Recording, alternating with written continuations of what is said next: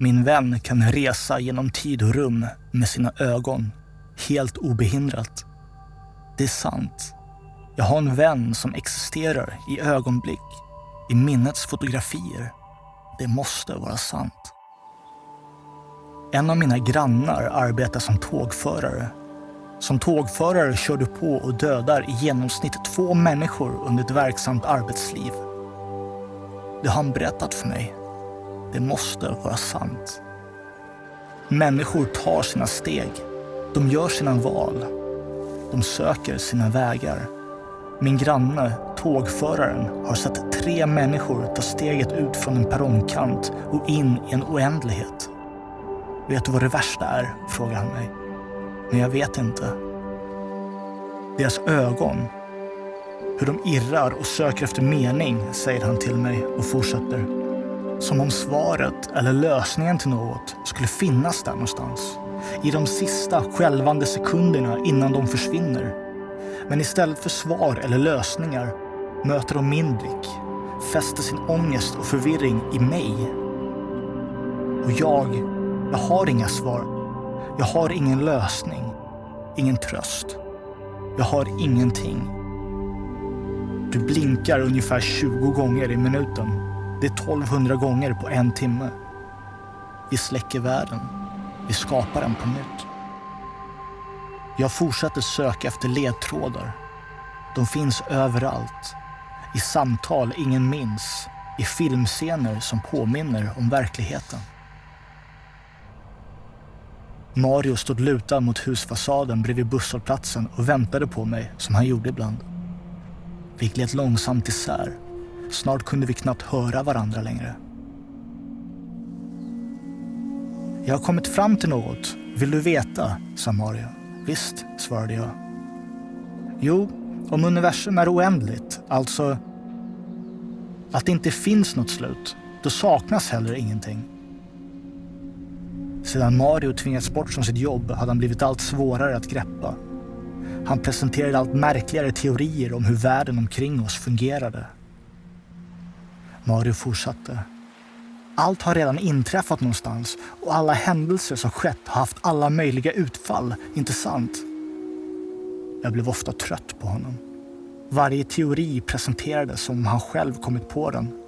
Men alla teorier, logiska som ologiska, var skissartade produkter av hans förvirrade tankeverksamhet.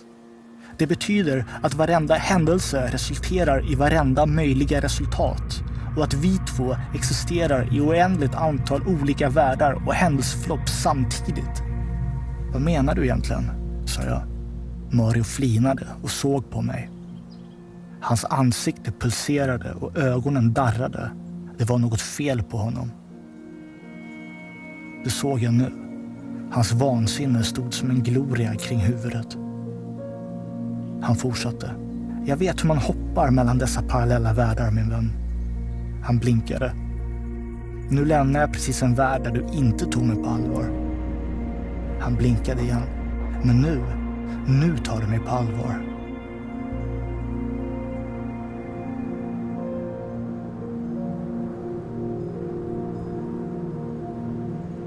Och de svarta pupillerna i hans ansikte var tunnlar som ledde vidare till en plats jag aldrig besökt förut. Där en ensamhet utan nåd och utan slut vakade och väntade.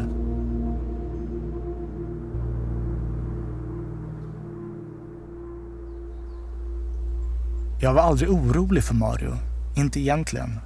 Det är bara nu, i efterhand, jag ser honom som något annat. Något mer än en vän.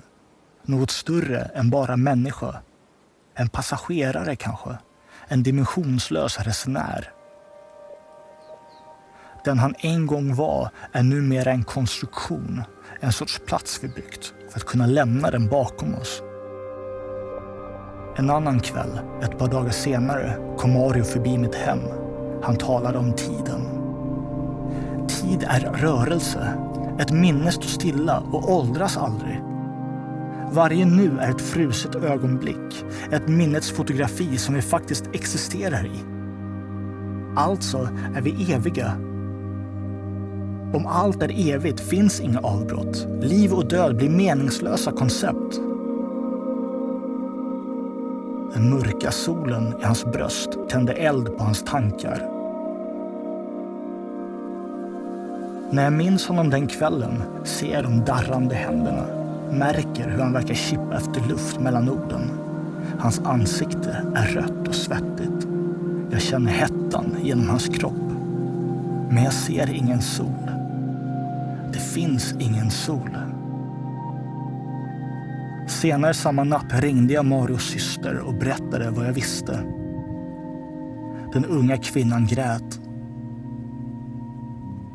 En trasig, ynklig röst i telefonluren. Hennes förtvivlan var av den otäcka sorten. Den för alltid maktlösa.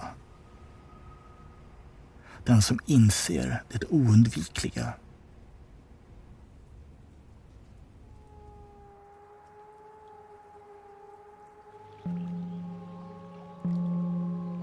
En vecka senare hoppade Mario framför tåget. Och jag undrar om vår tid tillsammans bara var en möjlig verklighet eller flera stycken samtidigt. Jag undrar om han förflyttade sig till en parallell verklighet där han kunde vara sig själv. Där inte samhället bryter ner sina svaga. Sedan blir jag rädd. Tänk om han inte lyckades. Om han stirrade tågföraren i ögonen som ett paralyserat djur och fastnade i just det ögonblicket för alltid. Samtidigt söker jag efter ledtrådar, efter tecken. Något som säger mig att han är okej. En replik i en scen, några ord skrivna på en parkbänk. Jag söker efter ett meddelande från en vän som säger att han klarar sig där han är nu. Att jag inte kunde ha gjort mer för att hjälpa honom. Att livet inte är en paus i döden. Att det faktiskt är tvärtom.